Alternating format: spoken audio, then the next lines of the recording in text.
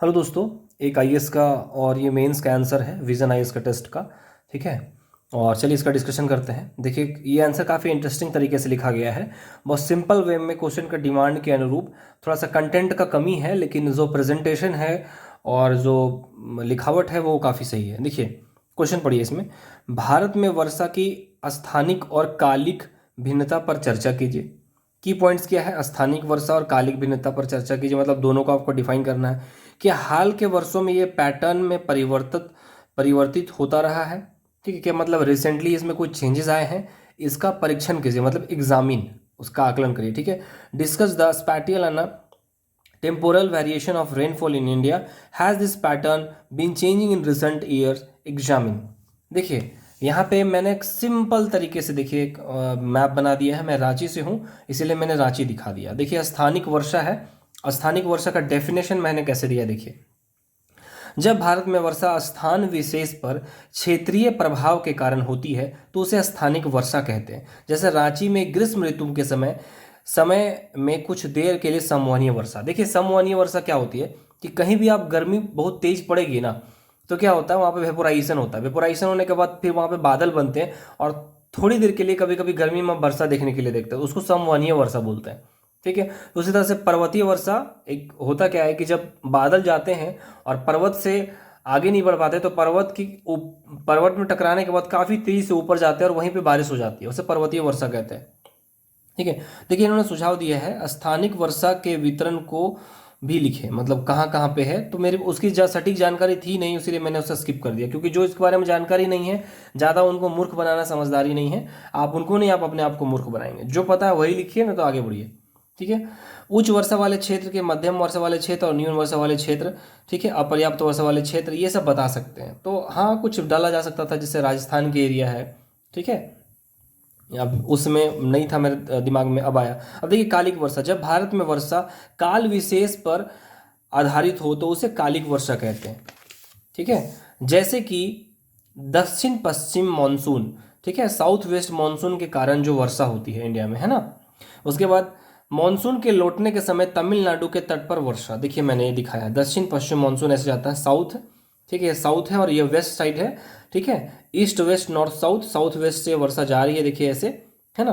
पर अच्छा प्रयास है, सिंपल वे में है। क्या क्वेश्चन का डिमांड है, क्योंकि वो बहुत कॉपी चेक करते हैं, तो जितना सिंपल वे में आप आंसर लिख के देंगे, लेकिन टू द पॉइंट, ब्लफ नहीं, भांजना नहीं है वहाँ पर, तो वो फिर आपको मार्क्स में भांज देंगे।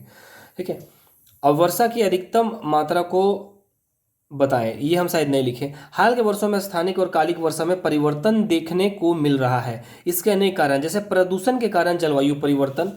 ठीक है, अब देखिए यहाँ पर, इसको साइड कर देते हैं, दूसरा पेज को, है ना। देखिए यहाँ पर दूसरा इन्होंने दिया है, यहाँ पर गुड पॉइंट्स मैंने देखिए डाला। ग्लोबल वार्मिंग का बढ़ना, ठीक है, प्रगति के अंध दौड़ में पर्यावरण का ख्याल न रखना, बिल्कुल है। ठीक है, प्रगति में आज सबको क्या चाहिए ना, एक अच्छा बिल्डिंग चाहिए, एक अच्छा कार चाहिए, सोसाइटी में स्टेटस चाहिए, और ये एक समाज के द्वारा क्रिएट किया गया है। ठीक है, ये लाइफ जीने का एक अच्छा तरीका है, लेकिन लाइफ जीने का सिर्फ यही तरीका नहीं है दोस्तों। ठीक है, ऋषि मुनि लोग, आज भी कई लोग हैं जो हिमालय में तपस्या करते हैं, क्योंकि आप बस एक मिनट यहाँ पे समझिए, आपकी उम्र मान लीजिए 10 साल है, आपने पढ़ा 60 साल तक, आपने जॉब करी या फिर बिजनेस करा, अच्छे खासे पैसे कमाए, लेकिन आपके लाइफ में पीस या सेटिस्फैक्शन अगर नहीं आया, तो 60 साल या 70 साल के आप अंतिम उम्र में जब आप पहुंचेंगे, तो आपको ये बातें रियलाइज होंगी कि क्या मेरे जीवन का उद्देश्य यही था। जब यही बेड में ही लेटना था उस समय में, तो जीवन को खुशी से क्यों नहीं जिए। इसीलिए मैटेरियलिस्टिक चीज़ों के पीछे भागना, थोड़ी तो ज़रूरत है, उसको पूरा करिए, लेकिन उसके पीछे पागल हो जाना नहीं है। कोई रिलेशनशिप में भी कोई आता है और लाख कोशिश करने के बाद जाना चाह रहा है, तो जाने दीजिए। जो आपके विधि के विधान के नियति के अनुसार जो आपका है, वो आपके पास आता ही आता है। ठीक है, आपका उसको सम्मान करना होता है बस। अब नेक्स्ट पॉइंट आते हैं, आवश्यकता से अधिक प्राकृतिक संसाधनों का दोहन बिल्कुल हो रहा है। ठीक है, कहीं पे पानी पीने के लिए नहीं है और कहीं पर लोग टब में या स्विमिंग पूल में वेस्ट कर रहे हैं पानी। ठीक है, अब देखिए, बात ऐसा है कि स्विमिंग पूल में नहाना गलत नहीं है, लेकिन कहीं पे पानी पीने के लिए नहीं है और कोई क्लीन वाटर में नहा रहा है, तो डेफिनेटली ये एक तरह से भेदभाव आप इसे कह सकते हैं। ठीक है, अब वो लोग, कुछ लोग कह देते हैं कि मैं रिच हूँ, ठीक है, मैंने कमाया है।